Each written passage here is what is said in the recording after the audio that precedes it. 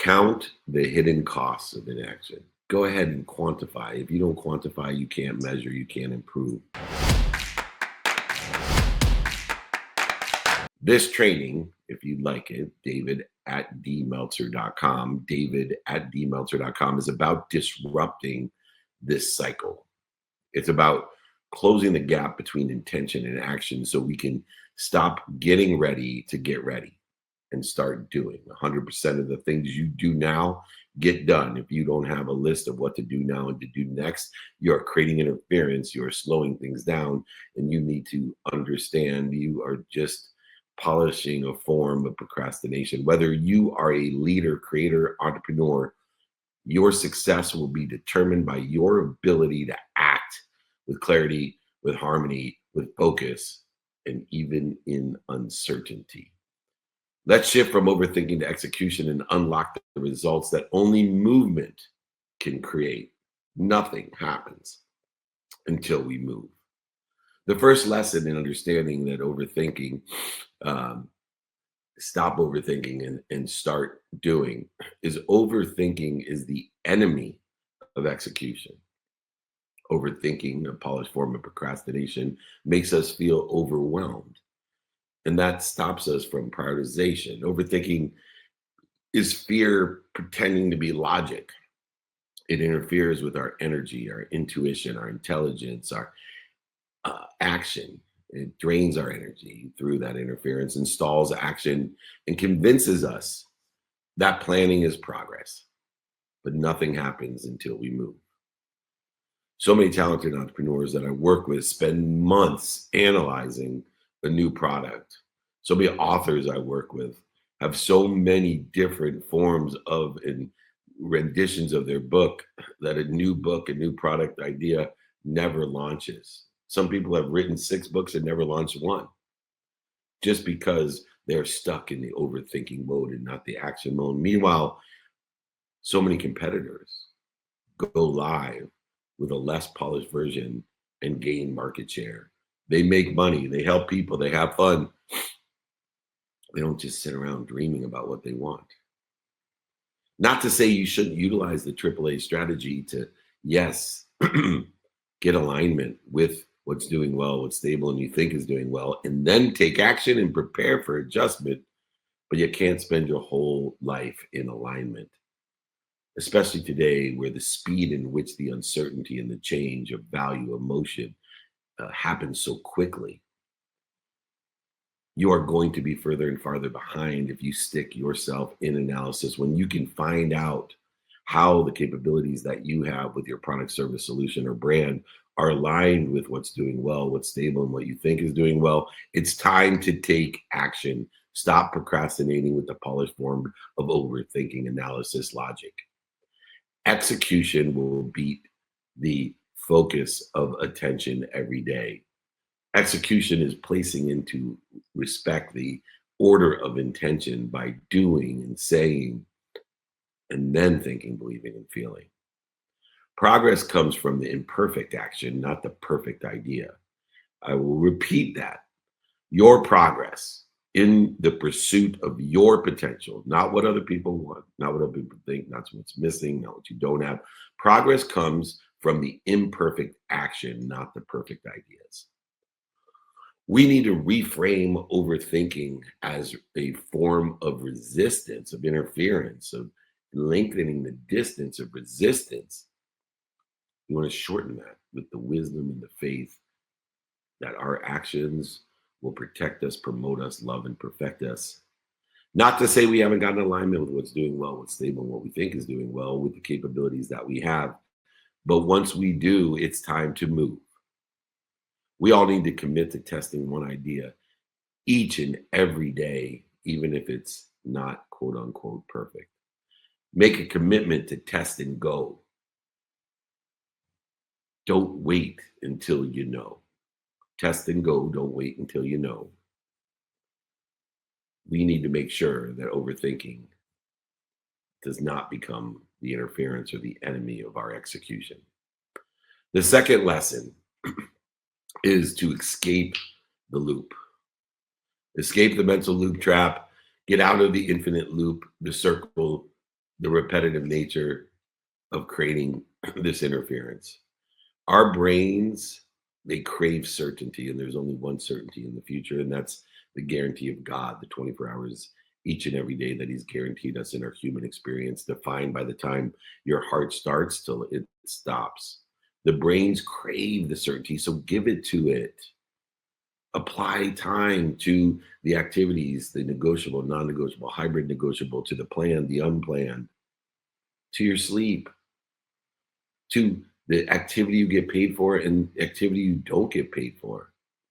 Our brains crave certainty. So we play the same scenario looking for the perfect outcome, but that loop will never end. Put time into its place and apply the prioritization and the application of why. So many professionals that I work with debate switching careers for months and months and years, thinking through every scenario, but yet remain stuck in the same role, living the myth of Sisyphus, living their lives like tubes, food in and food out every day, year after year. But take the example of the previous at Scott Simon's show there with Ramon, the gentleman who has 2,200 calls in a business that he started while he was working another business because he applied a certain amount of time and then shifted the amount of time that he spent on what he thought was his main gig into what became his main gig that used to be his side gig. He was just applying his why and utilizing the certainty of time, the 24 hours that you're guaranteed every day in the human experience, the time your heart starts till the time it stops. Every day, you're allotted 24 hours for those behaviors. But most people overthink it and they don't do it. They don't do it for a minimum amount of time every day, the only certainty that exists. And our brains crave it. And so they stick into attachment to the perfect outcome, and that loop never ends. Collapse the timeline. Ask yourself, with what I'm doing right now, will it matter in 10 minutes? Will it matter in 10 months? Will it matter in 10 years? For the sake of what am I going to do this? Overthinking is only going to stop me from doing. Let's use this 10-10-10 rule to break the analysis and paralysis that exists by asking us, for the sake of what am I doing it and will it matter in 10 minutes, 10 months, or 10 years? Shorten these decision cycles to create momentum. Create the momentum by applying the time and the why to the activities you get paid for, unpaid for, sleep, and as well as planned and unplanned. Utilize time to align, not to overthink. Align with what's doing well, what's stable, and you think is doing well. And you will escape the mental loop trap that exists. The third lesson, count the hidden costs of inaction. Go ahead and quantify. If you don't quantify, you can't measure, you can't improve. Somebody needs to mute, by the way. There's some background sound, Nick, so if you can make sure everybody's muted. Count the hidden cost of inaction. Every moment spent overthinking, not aligning, but overthinking, is a moment you're not creating, connecting, and growing. Inaction has an opportunity cost. It has a price, a quantitative measurement. You can measure it with time, emotion, value, emotionally, financially, energetically. These hidden costs are far greater than the actual hard costs.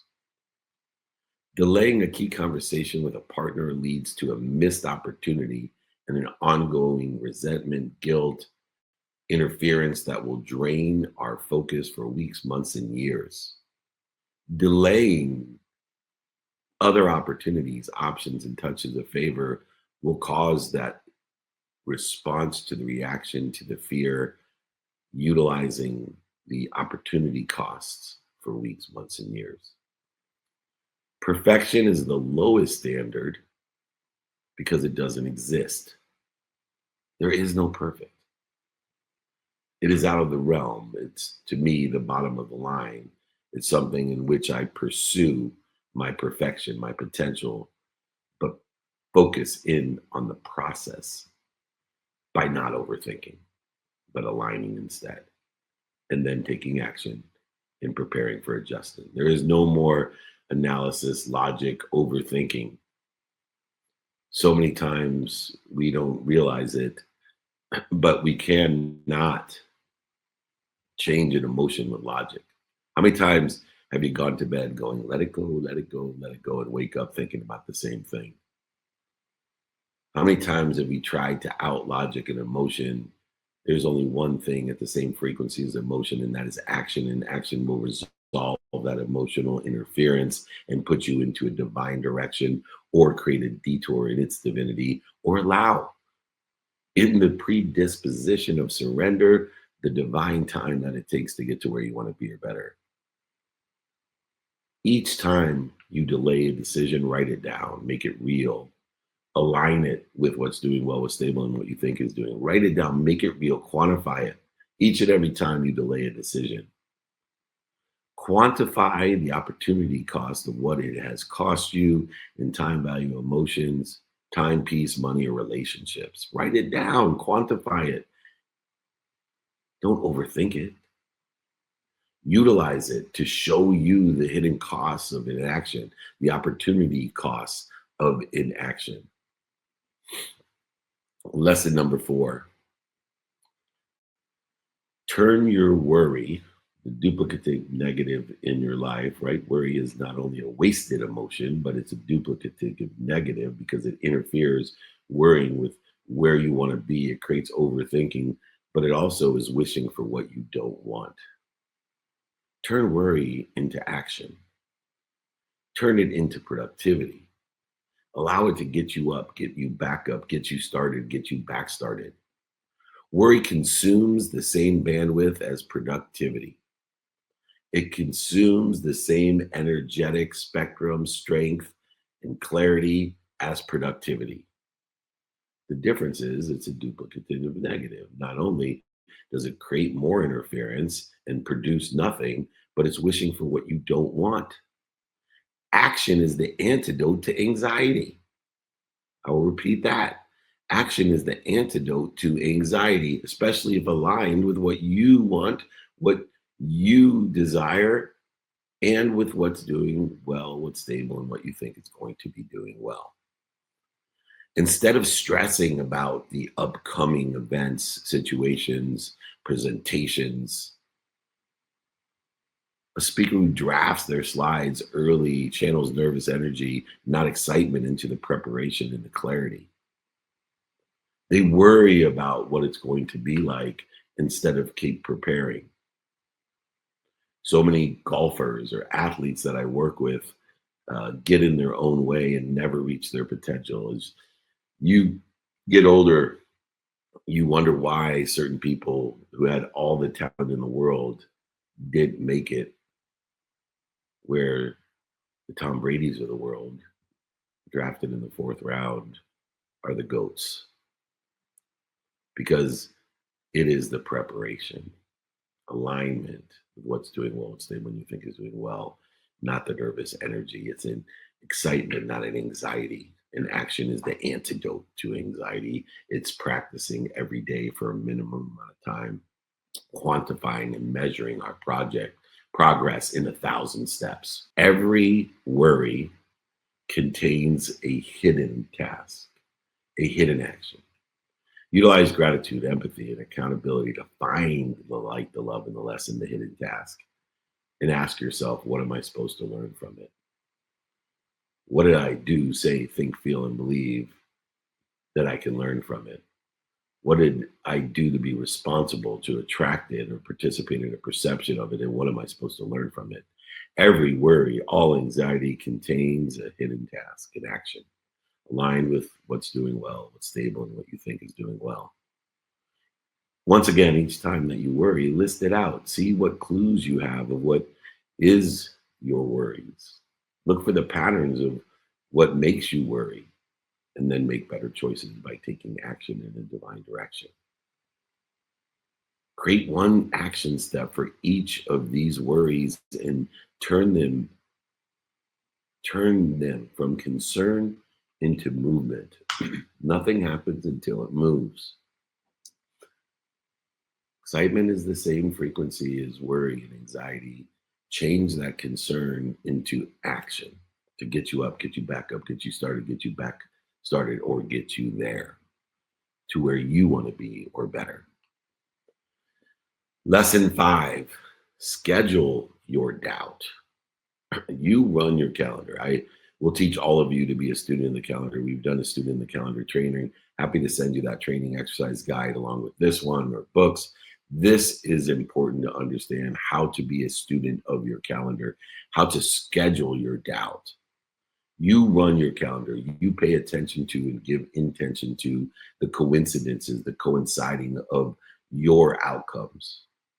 It's the mathematical equation of luck that is inherent within the student of the calendar. And if you don't run your calendar, if you're not a student of your calendar, I promise you, your thoughts will run you and there will be no action. You will sit at home high, broke, on your mom's couch, unemployed, dreaming about what you want. And those thoughts will run you and you'll never get to where you want to be or better. So many executives that I work with, they schedule, time, 15-minute blocks to process what they're worried about. They process it as part of their calendar.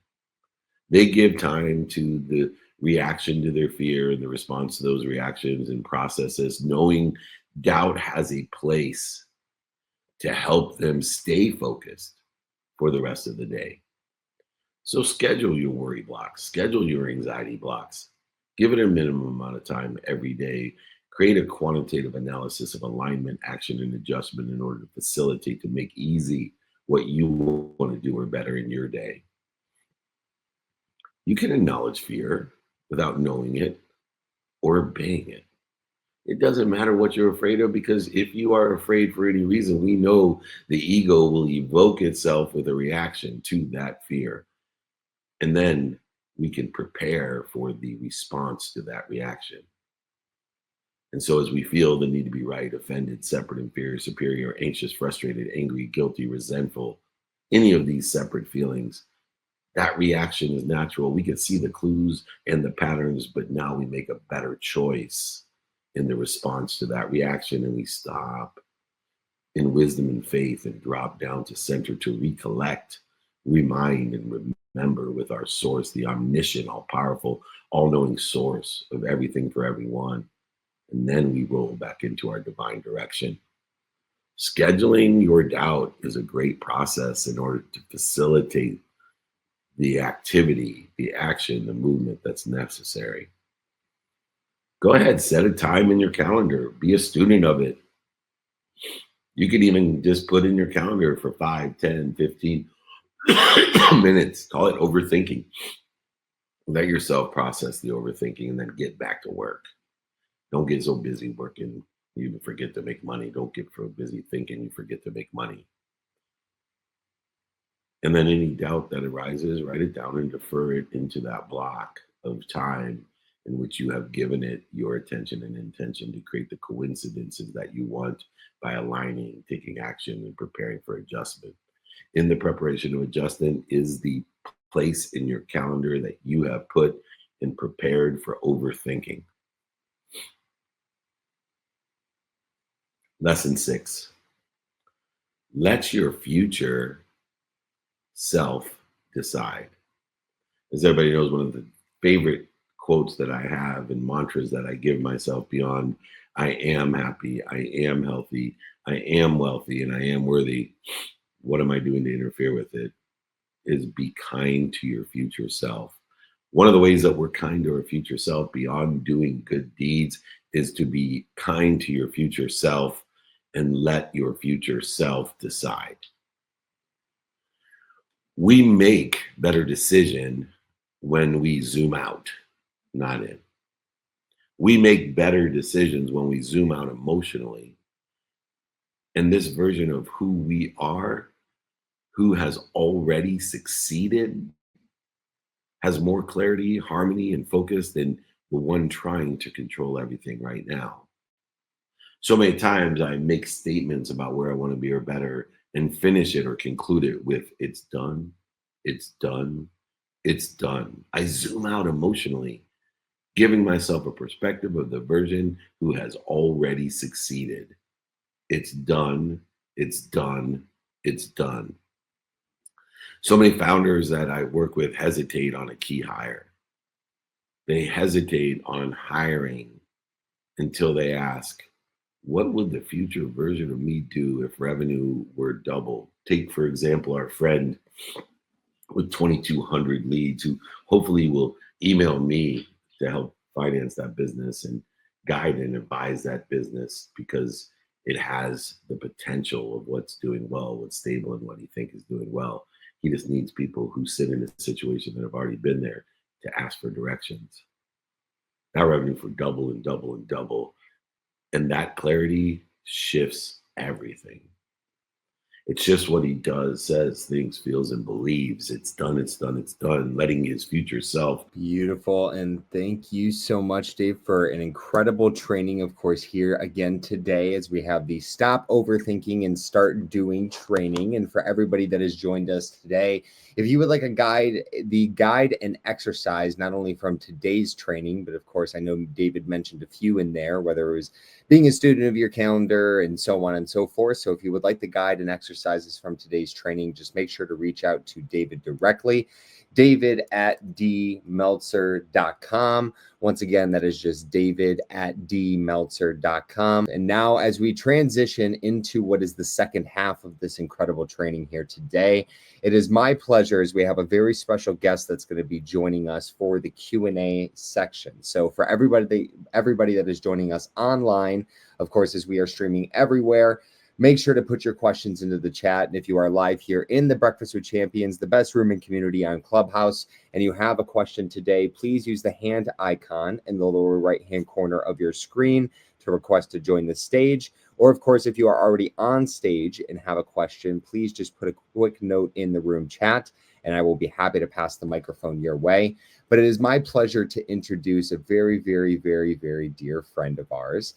She is somebody that is a keynote speaker, not only hosting her own events here in Southern California, but of course, being hired to speak all across the world. She is a best-selling author. She's also the founder of Strong Heart Fitness. And one of the reasons that myself and David have fallen in love with Dr. Samantha Harte is because she leads, with no pun intended, with her heart. So it is lovely to welcome her up to the stage, and happy Friday for everybody here on Clubhouse. You guys do not get the pleasure of seeing that beautiful smile, which is just beaming and lighting me up with energy, especially here on this Friday morning. But Dr. Samantha, how are you? It's good to see you. Hi, I'm great. Thank you. I don't get tired of that sweet introduction, Nick. Thank you so much. Oh my goodness, it's my pleasure. And ultimately, I'm really excited to have you here for this Q&A session. We got about 30 minutes, and we have obviously our webinar going here live to everywhere in our community. And then I,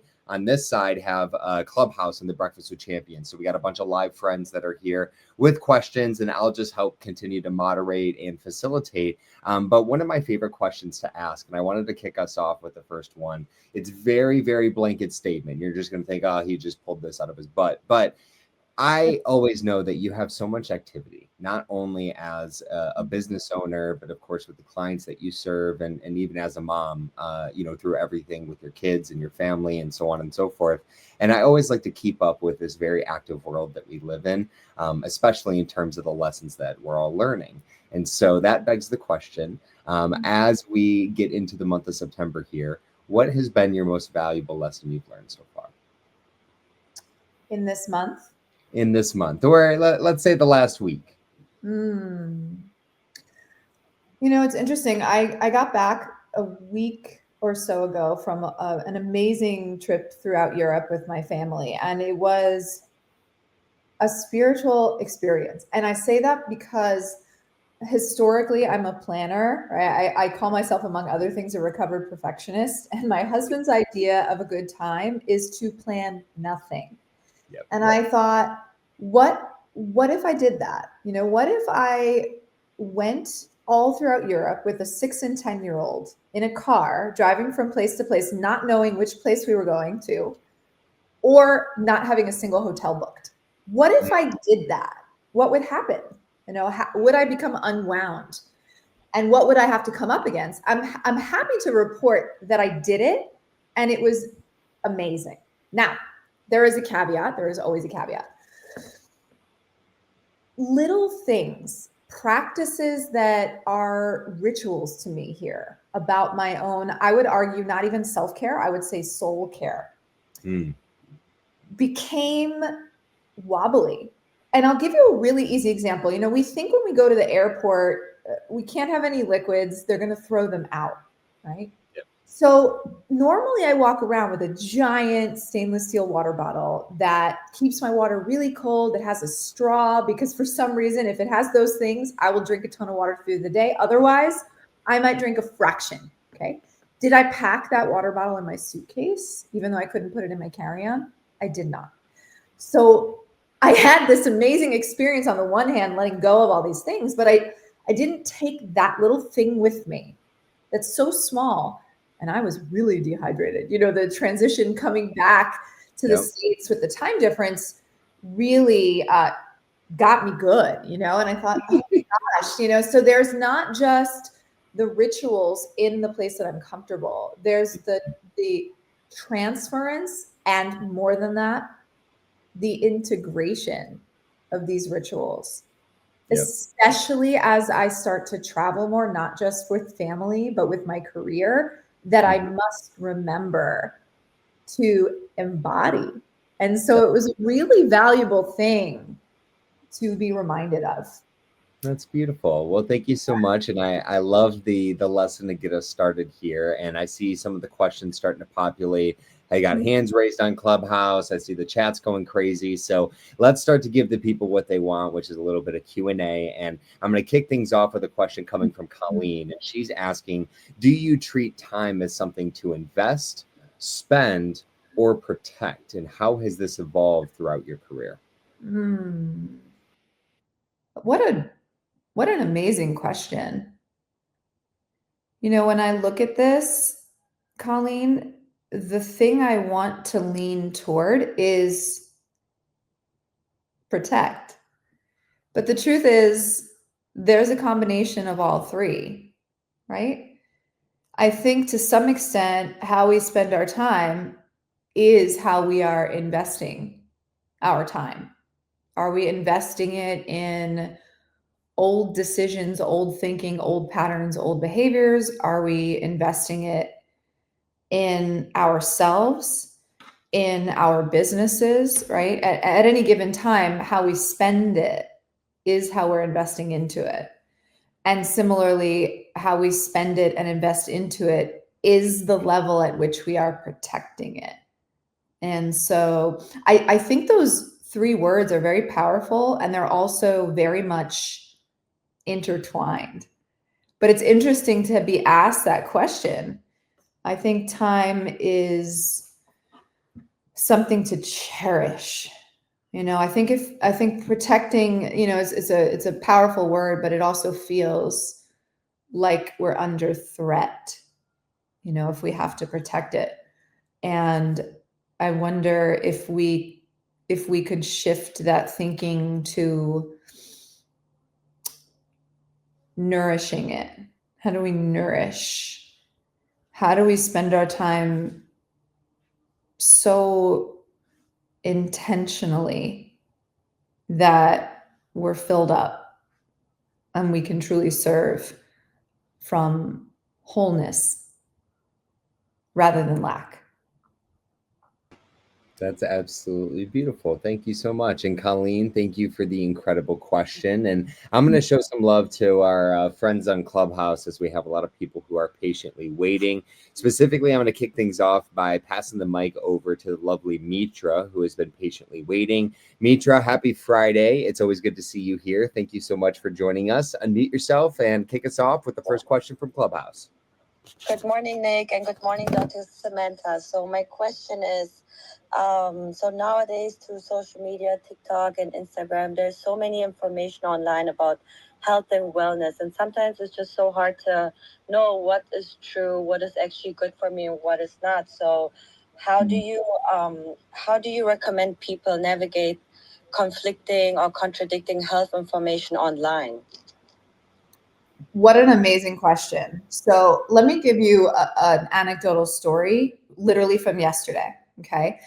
One of my coaching clients and I had a call, and she's in her 60s and she's had different body pains showing up in the time we've been working together. And she was trying so hard to make sense of it. And then she was sharing with me all the things that she's read about the sneakers that she's been using. And I listened to everything she said. And I said, you know, I could tell you a lot of things about this brand of sneaker, and I'm happy to share them. But at the end of the day, whatever shoes you wear for walking are completely contingent on your body, your foot and ankle structure. If you have flat feet, are the sneakers encouraging more pronation? Are they throwing your foot into a more unstable position by the physics and design of the shoe? Because if they are, we would probably want to pick a shoe that's more supportive for your body based on your symptoms and what's showing up. So information is one piece of the puzzle. Then doing research around the type of practitioner that you want to hire, interviewing them, trusting that the way you feel with them, which should be a feeling of I'm being listened to, I am being validated.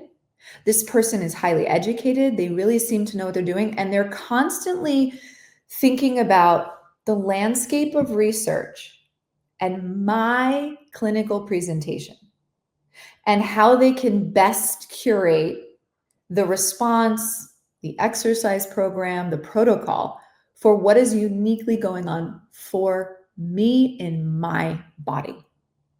I hope that answers your question. Mitra, does that help bring clarity to what you're looking for? Yes.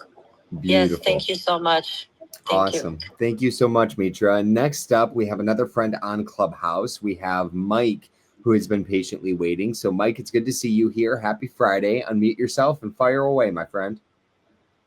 Beautiful. Good morning. How are we doing? Hi, great. How are you? Doing good, doing good. Question is, how do you create sustainable habits when you're trying to balance work, family, and everything in between? What are you doing personally to kind of put those in place to make those as are non-negotiables for yourself? When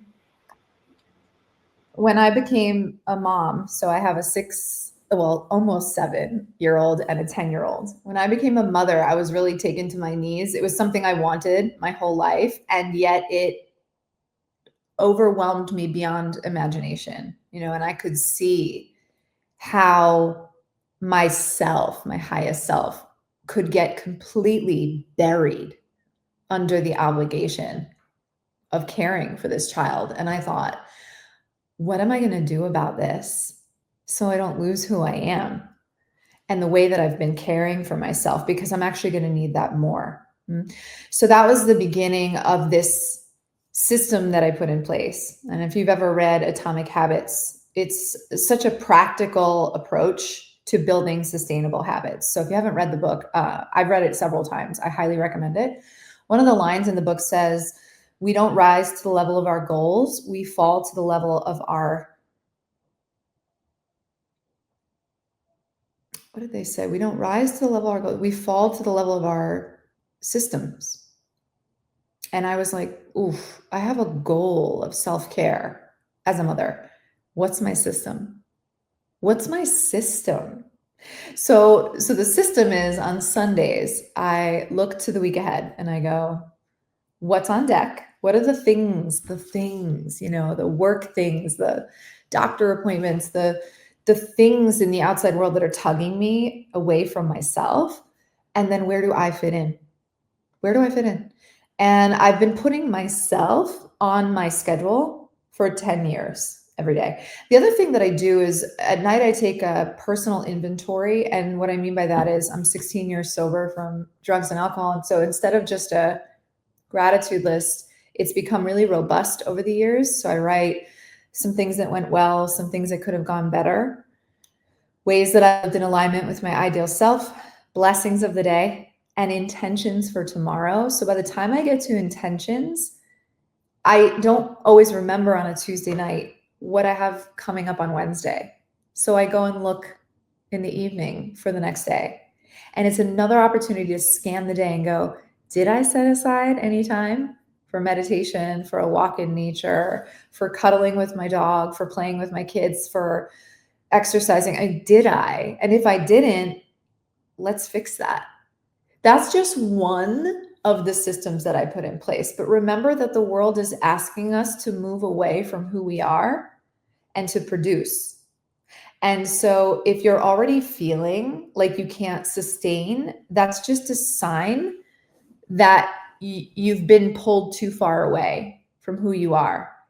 And the non-negotiable is I have to do things every day that make me feel exactly like who I truly am.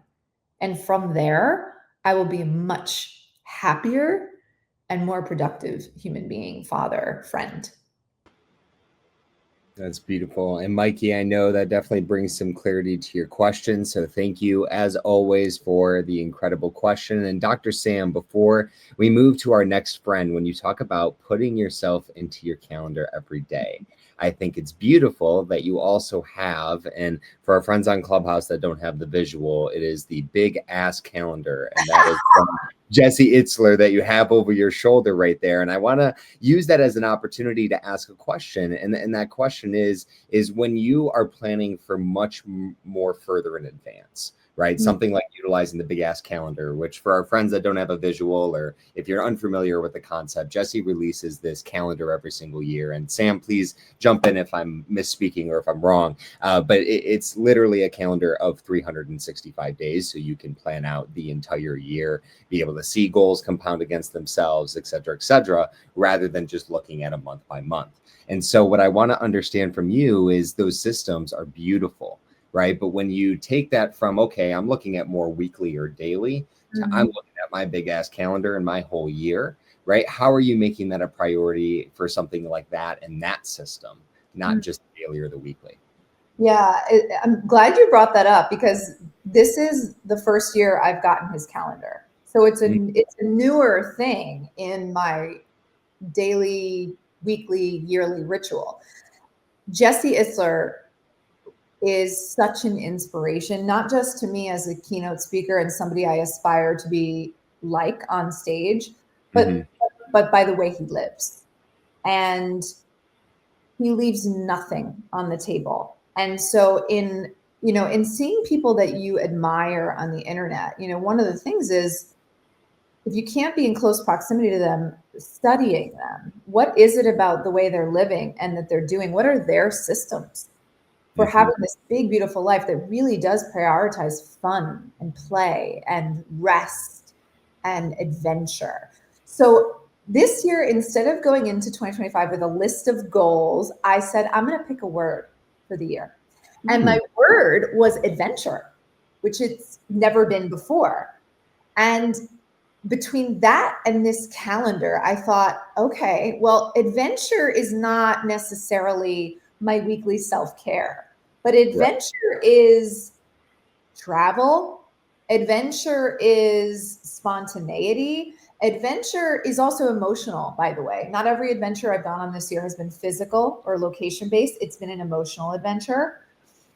And I thought, man, I'm going to get his calendar so that I can look to the whole year and not get to 6, 7, 8 months in and go, I didn't really have that many adventures. I've got to plan out much more ambitiously and in advance my very adventurous year.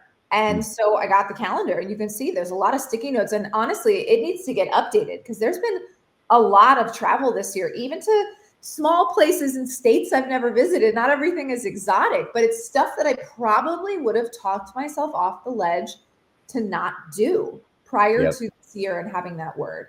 So there's levels of systems, right? And I know you know this, Nick, right? The Nick of Wam, you and Dave have the most unbelievable system because of the travel that is required required. You have to look ahead so far. And so Absolutely. it's been a wonderful, wonderful experiment for me this year. I love it. And, I know because you're such an intentional human being that you're already starting to plant some of those seeds as you figure out what is going to be your new word for 2026. As of course, we're going to go to bed tonight, blink, and then wake up tomorrow, and it's going to be New Year's Eve. But that's neither here nor there. As we continue rocking and rolling, we are just going into the fourth quarter, ladies and gents. So I'm going to do a quick reset of the room here. Of course, this is another edition of David Meltzer's Free Friday training, and we are blessed with a very, very special guest, Dr. Samantha Harte, as she is guiding us through the second half here with some Q&A. So as a reminder for everybody that's online, make sure to put your questions into the chat. And of course, if you're live here on Clubhouse, make sure to request to join the stage using the hand icon in the lower right-hand corner of your screen. Or if you're already on stage, just put a quick note in the room chat and I will pass the mic your way. And without further ado, although we do not have David Meltzer here, we do have his Meltzer double, which is Eric Meltzer. No family affiliation, just kindred spirits at their heart. And speaking of heart, we have Dr. Samantha Harte. Man, look at this. This is amazing. With that said, Eric Meltzer, what's up, my friend? Happy Friday. What do you got for us today? Hey, cool. Yeah, thank you so much. Really appreciate it. So the question I have, or I would love some feedback, is when Dave was talking about the 5 talking points, the thought that comes to my mind, the thought process that I get in is, I need to do these things, and it kind of comes from like it doesn't come from a mindset of abundance. It's just, I can't not be a student of my calendar. I can't not be that. And the place that I want to get to is that I love that I get to, but I find it's really hard to ingrain that in myself. So I would love to know, so I would love to know, Samantha, is that like what can you recommend to kind of ingrain that, like, it's not that I have to do it, it's that I love that I get to have the opportunity to do something and to learn to love things rather than dread. Can I coach you for a second? Please. Okay. What age is that part of you that feels a ton of pressure and resistance against having to do all this stuff? When did you learn that? Yeah, it's a really good question. Very, very young age, where I learned to try to keep myself, do whatever I can to keep myself safe, because I'd never felt safe at home, and so I have like I have just like a aversion to, like, to suffering, I guess. So, but yeah, very, very young age. So if you could just be with that part right now that doesn't feel safe and feels like the only safe way is to have to, and you could let him know that you're here now and that there's no threat and that he doesn't have to. He can also choose not to. But what would you want him to know now that you are in a position of safety right here in this moment? What could you tell him? Yeah, just that it's safe to go. It's safe to go, and there's no need to be afraid. Yeah. That's the work. If you don't get to that part of the work, you're bypassing what's begging to be addressed and healed. You're trying to turn a switch and go from threatened and unsafe and survival mode into radical acceptance and love and appreciation.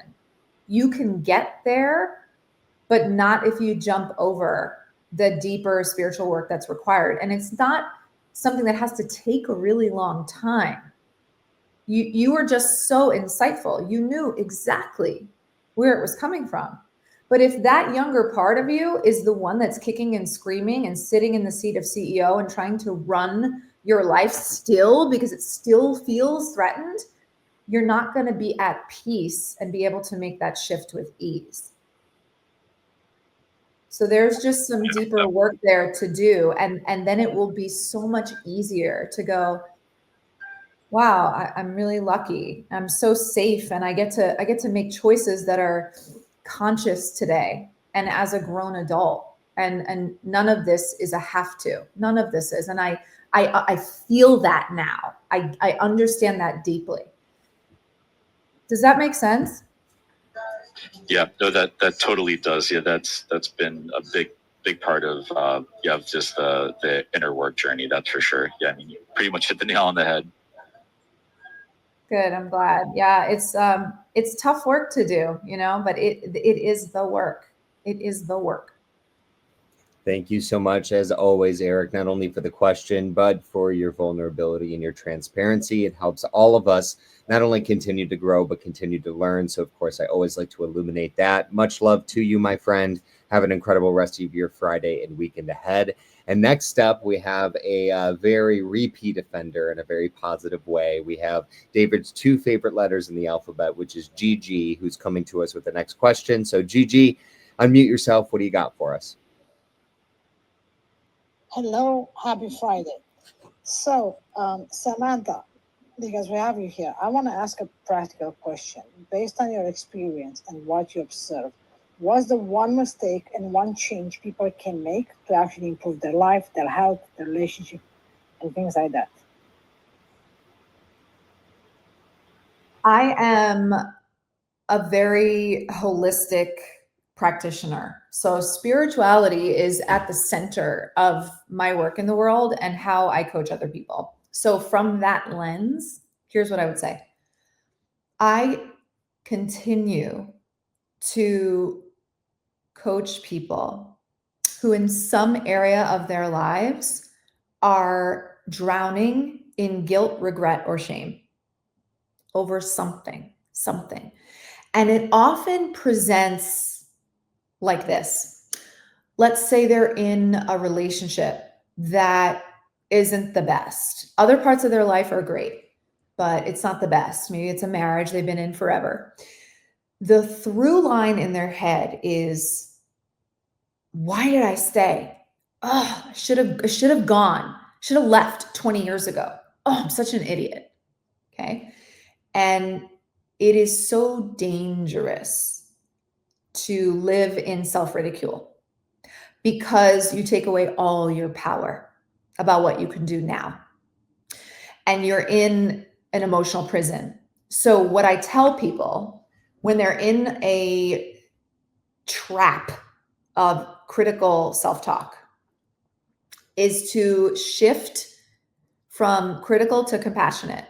So the simple shift, the action to take is, instead of why didn't I leave him? Why didn't I leave the job? Why didn't I leave him 20 years ago when I'm so sure I should have? Why didn't I? I wonder why. What was going on at the time?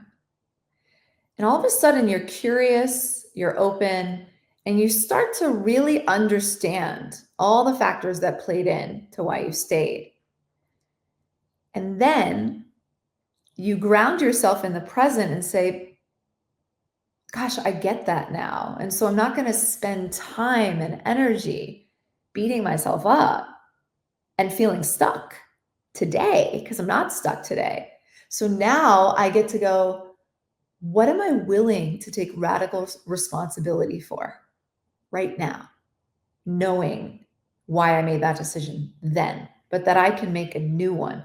And by the way, that doesn't mean leaving your marriage necessarily, right? Radical responsibility could just be, I am no longer going to feed that narrative and give it energy and attention and focus on it. I'm just going to focus on as many things that bring me joy today as possible and do as many of those as I can. So compassionate curiosity meets radical responsibility. That's very beautiful, Dr. Sam. And we have time for one final question here, as we got about 5 minutes left on the clock of this incredible training in Q&A session. And thank you, Gigi, for the very deep, well, actually, it really wasn't that deep of a question. You just took it there, which was perfect. So I want to thank you, but thank you, Gigi, as always, for being here and bringing a great question. And for our final question of the day, I'm coming back, and we got a repeat offender in Colleen, but she is just dropping gems this morning. So her question is, how can I maintain emotional transparency without feeling emotionally drained? And Dr. Samantha Harte, with leading with your heart, why don't you close us out with this final question? Oof. Okay, so this is so important because I've done a lot of work around this in my own life. If you know the work of Brené Brown, one of the things she talks about is hot wiring intimacy,